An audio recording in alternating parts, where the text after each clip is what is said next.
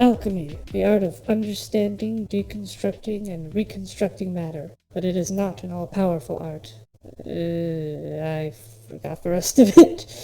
So, now that I've made the obligatory joke for a video about alchemy, let's get to turning our ignorance into knowledge.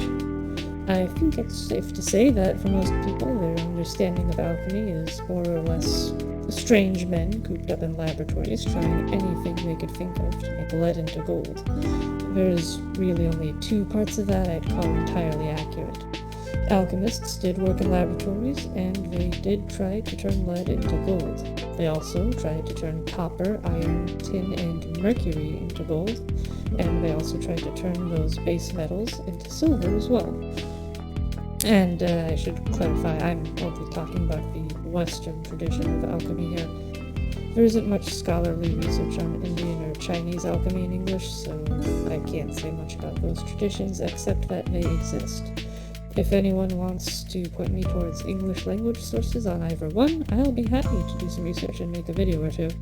At any rate, we've still got Western alchemy to consider, so let's get to it. The Western tradition of alchemy got its start about 2,000 years ago in Egypt. This was back when a large part of the local population spoke Greek and was plugged into the larger Greek-speaking world. Local artisans had figured out ways to make different base metals look like silver or gold, and we even have copies of recipes they used to do it. You can do it yourself with the right materials and equipment, but a lot of the substances involved are dangerous, so all that I'm going to say is that you should only look into these experiments if you have the training and equipment to do them safely. Don't go hurting yourselves on my account. Anyway, at some point, people who knew about what artisans could do got an idea. If you can make a base metal look like a noble metal, why couldn't you make it actually become one?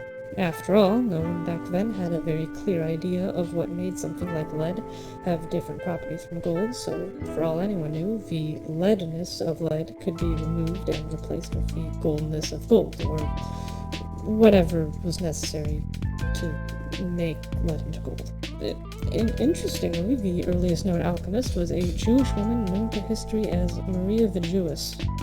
She probably went by Miriam, since Maria is a Greek version of Miriam, but history decided to stick with a Greek name. And no, I'm not her. I know someone's going to make a joke about it, so I'm going to say right now that I'm definitely not the first alchemist using a sacred elixir of life to prolong my lifespan for thousands of years. Get that idea out of your heads now. Anyway, most historians don't seem to be very interested in the fact that the earliest known alchemist was not only a woman but a Jewish woman. Considering the origins of alchemy in the workshops, that probably has some implications for what Jewish women in Egypt 2,000 years ago were doing, but I don't know enough about the time and place to guess exactly what it means. As for Maria the Jewess herself, much that can be said about her, except that she set the example for future alchemists in a lot of ways. Trying to make gold, using specialized equipment, and the most noticeable thing, secret language. Alchemical writings tend to be cryptic, as you'll notice the minute you try and read one. There's lots of code words for lots of different substances, and the same book can use several different code names for the same thing. There seem to be two main reasons for writing like that. The first is that alchemists came out of artisan spaces and weren't that different from their predecessors. A recipe for gold was a trade secret. You can't just let anyone get your hands on your source of income. And the second reason for writing cryptically is that alchemy was a dangerous profession to get into, and not just because you'd work with toxic materials a lot. The goal of alchemy was to make silver and gold in societies where those metals were used for money.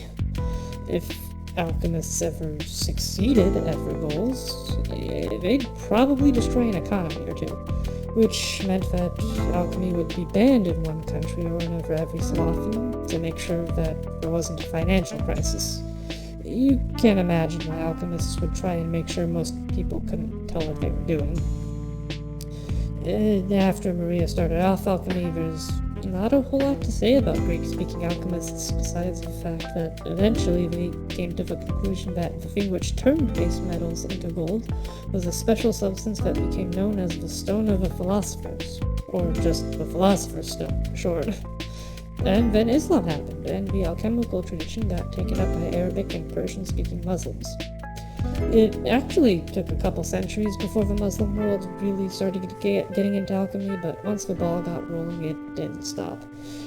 And the figure who gave that ball its biggest push was Jabir ibn Hayyan. Well, Jabir was, in truth, several people who used that name to hide their actual identities. Most of the Jabir school, as I like to think of them, were Shia Muslims, so they had strong incentives to keep their real names hidden.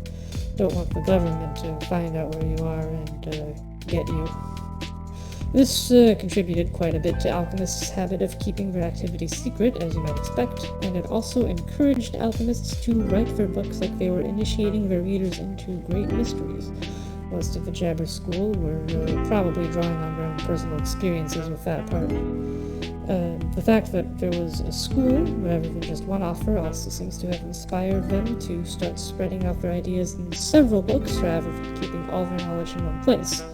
Another practice that later alchemists imitated a lot. At any rate, the Jabir school seems to have gotten started sometime in the 800s CE, and was inspired to start working on alchemical pursuits due to the general interest in the subject that was catching on among educated Muslims at the time. As for what Jabir contributed to the field, the major thing was popularizing a new theory of what metals were. According to Jabir, there are two substances or qualities that different metals have in different amounts, which were called mercury and sulfur. These things aren't necessarily the same thing as the substances we usually think of. They're sort of like ordinary mercury and sulfur. Jabir's mercury was liquid, and his sulfur was smoky and flammable. And the 7 metals that were recognized at the time did have what you might call liquidness and smokiness to different degrees, so this theory made a lot of sense to alchemists. Jabir's theory also predicted how you could turn base metals into noble ones. If you could isolate the special mercury and sulfur metals, you could combine them in the right amounts and the right levels of purity, since that was also part of the theory, to change one metal into another. An explanation for a thing we see in nature that also makes predictions? Almost sounds like a modern-day scientific theory. This is something that I think a lot of people nowadays aren't quite aware of when it comes to the topic of alchemy. It wasn't just people groping in the dark. There were specific ideas alchemists tried out because of how they understood the world to work. But back to Jabir, how did his school tackle the problem of transmutation? Well, if you're familiar with the old theory of humors and how it says each of the 4 main substances in the human body are different combinations of heat, moisture, dryness, and cold, it's basically that. The different metals have those same qualities in different amounts, according to the Jabir school. So if you can distill those qualities in their pure forms, you can add them to whatever metal you like and get a different one. This was also the big idea behind medical practice at the time, so it's probably no surprise that Jabir's approach to metals is that each base metal needs its own elixir, a word the school seems to have invented, by the way, specifically tailored to transmute that metal into gold, just like how each disease needs its own medicine to treat it. The greatest elixir, of course, could turn any metal into gold, but that was only for the most dedicated alchemists who put in the work to distill the absolute purest forms of each fundamental quality. For figuring out the proportions of each quality in each metal, there was a system for that based on the Arabic name for each metal, but it doesn't seem to have caught on outside of the Jabir school, and I don't think I could explain it well anyway, so I'll leave it at that. I think later alchemists tried to figure that question out by empirical methods, but I'm not entirely sure.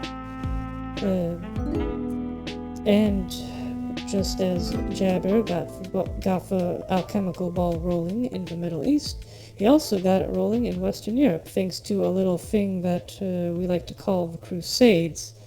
All of those Europeans going to the land beyond the sea and coming back with all sorts of new knowledge. Alchemy was part of that. And Jabber, under the Latinized name Geber, was very popular. A lot of alchemists even started writing their own books under his name just to give themselves a little bit more star power, you might call it. But eventually, there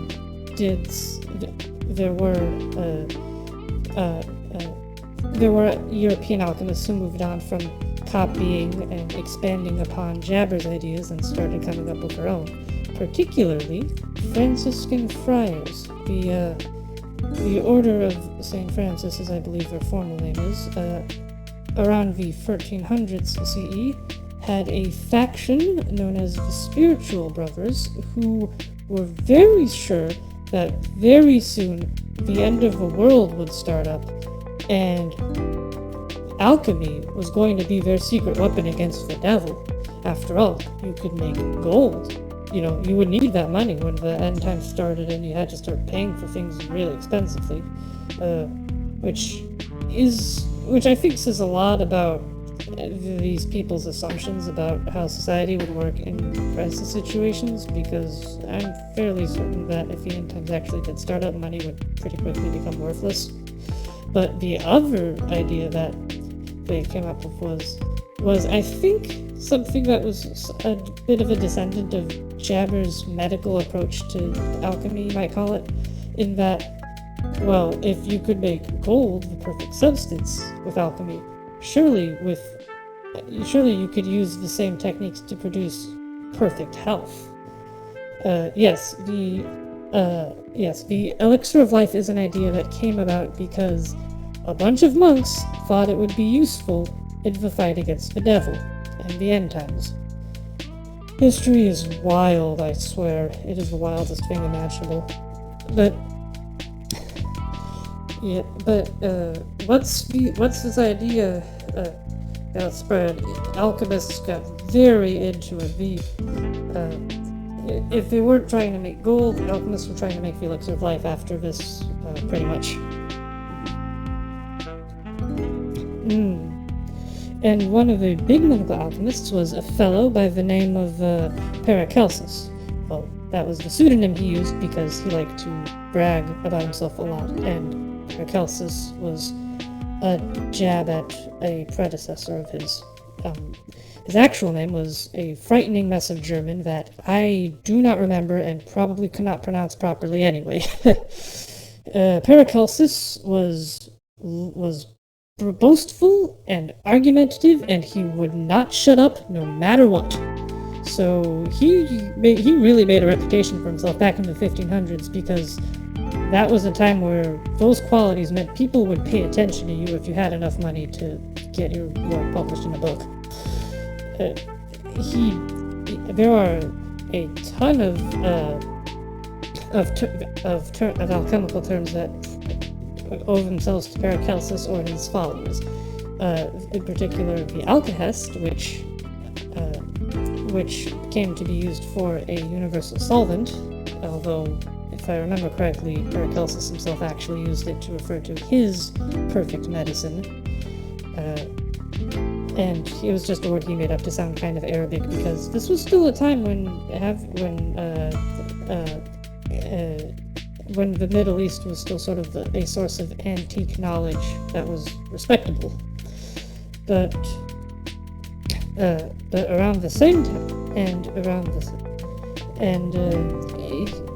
there was a lot about Paracelsus, but a man like him, I'd have to give him his own video, and this was probably going to be long enough as it is. So let's move on to another of the major players of the. I guess we would call this Renaissance. Renaissance, yes. Basil Valentine was another German alchemist from around the same time, although rather much like Jabber, it was more of a name that people used to give themselves clout rather than a particular person with particular ideas. One of those people writing under the name Basil Valentine, though, is notable because he was not only very empirical to the point that we can actually that it's actually quite possible to recreate the experiments he did, provided you know exactly what materials and equipment to use, but because this author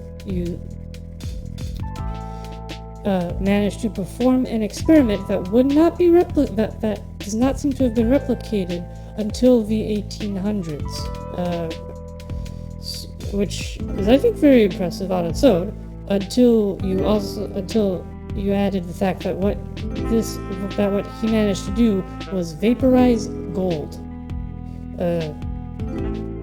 which I should clarify is well, technically it's not gold, it's gold chloride, but still, to somebody who doesn't even know that chlorine exists, what he had managed to do was turn gold into gas. That there are reasons that alchemists continually thought they were onto something, even as they also kept failing to do anything that they wanted to. When you can turn gold into a gas, it becomes, and you're somebody for whom gold is essentially an unchanging metal that is always the same. That sounds like you have accomplished something magical, almost. I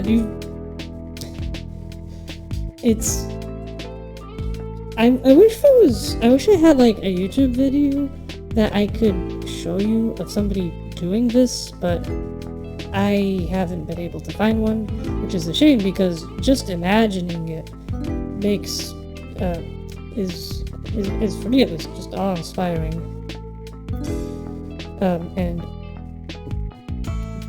But what I can show you videos of, and I will have links to these in the description, is variations on the philosophical tree. Alchemists were kind of natural philosophers, a sort of predecessor to scientists, so that's the name. Also known as the Tree of Diana, at least for some variations. This experiment allows you to use, I believe, lead and silver and specific acids to create spiky clumps of metal that look rather like bushes to me, but they're called trees for some reason. And again, to an alchemist, it looks like you're growing metal, or that metal is in some way alive, like a plant. If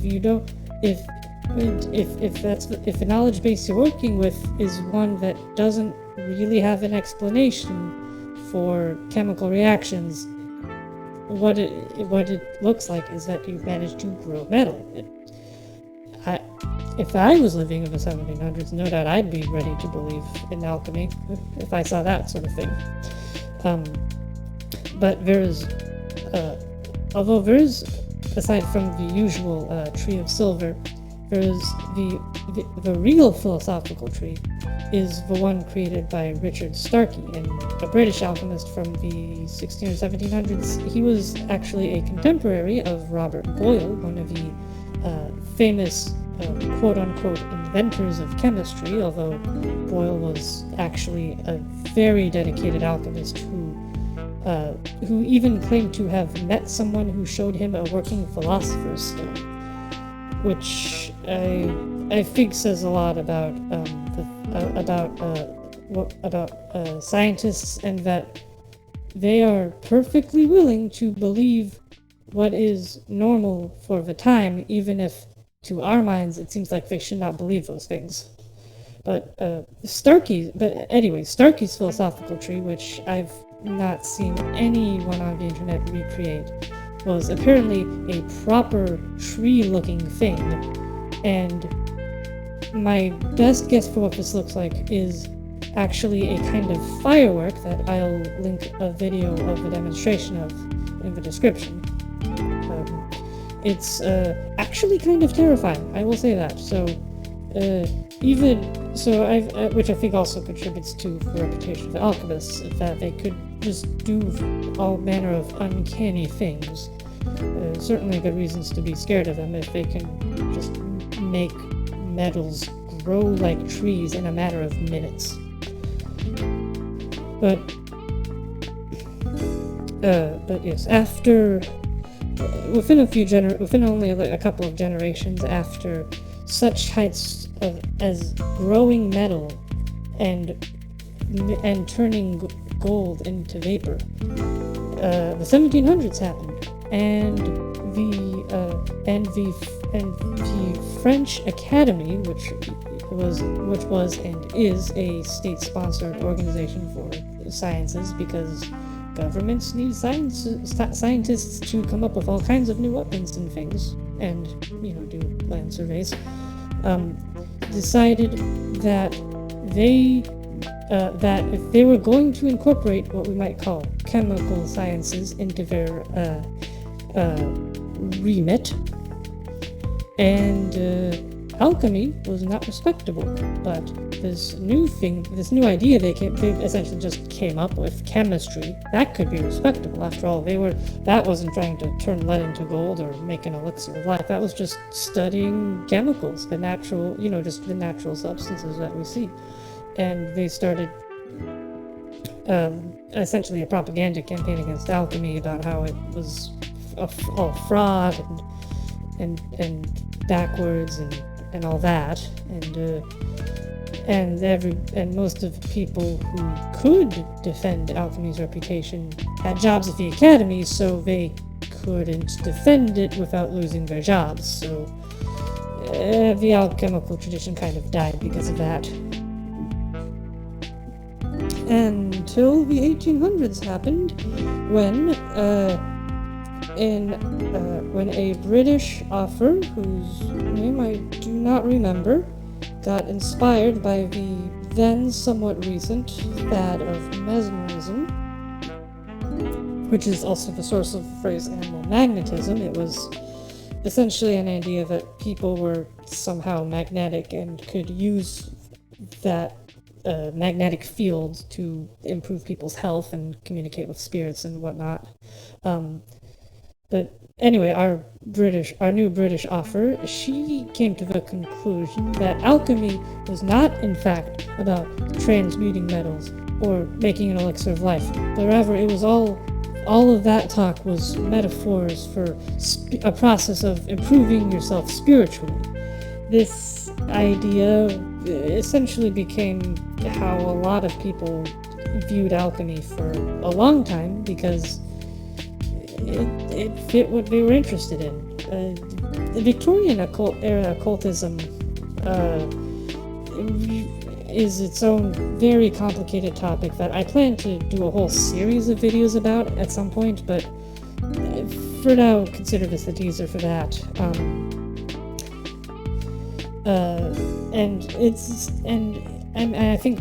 I think in addition to the fact that Victorian occultists were just interested in spiritual transformation and the idea of lost secret ideas of how to do that were only now being rediscovered. Part of the appeal of interpreting alchemy that way, I think, is that turning lead into gold is just a good metaphor for taking a bad person and making them into a good one. But then 1900 happened, and radiation, and in particular radioactive decay, was discovered, and all of a sudden you really could turn lead into gold with the proper equipment. And people started wondering, maybe alchemy really was about turning lead into gold and doing it with radiation somehow. That alchemists of 1,000 years ago somehow could do that.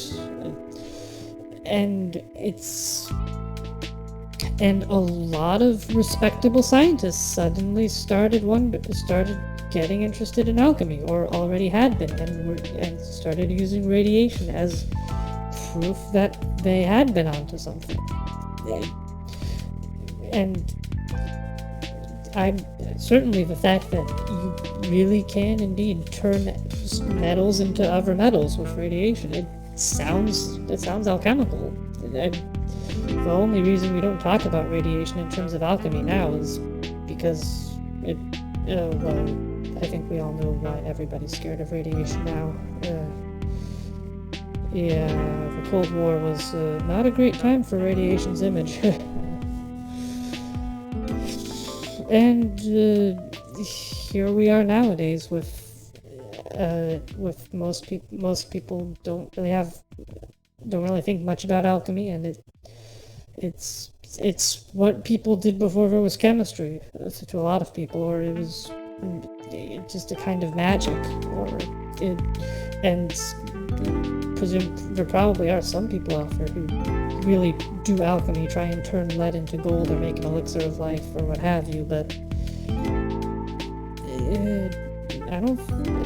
the tradition's dead, really. It's just a thing in a museum now, which it's probably where it should be. At least that way we don't have more people trying to make it a spiritual thing again. I mean, it's a lovely metaphor, but I'm not a fan of it. But if there's anything I think we could learn from the history of alchemy, it's that people have been observing the world and trying to understand how it works for a long time, and using the ideas they come up with to make predictions about what they can do with that knowledge. And in brief, what we always need to remember when we're studying history is that people in the past were not stupider than us now. They just had different perspectives on the world and a different knowledge base. But if you're not aware of if you're not aware of atoms and the idea of chemical reactions is a foreign concept to you, then what do you see when you can make lead look like gold? You see the possibility that you can make lead become gold.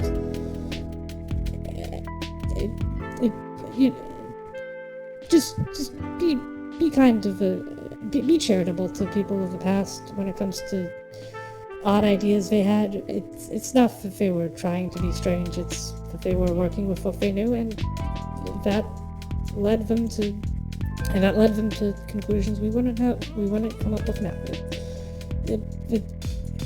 The past is a foreign country. They do things differently there.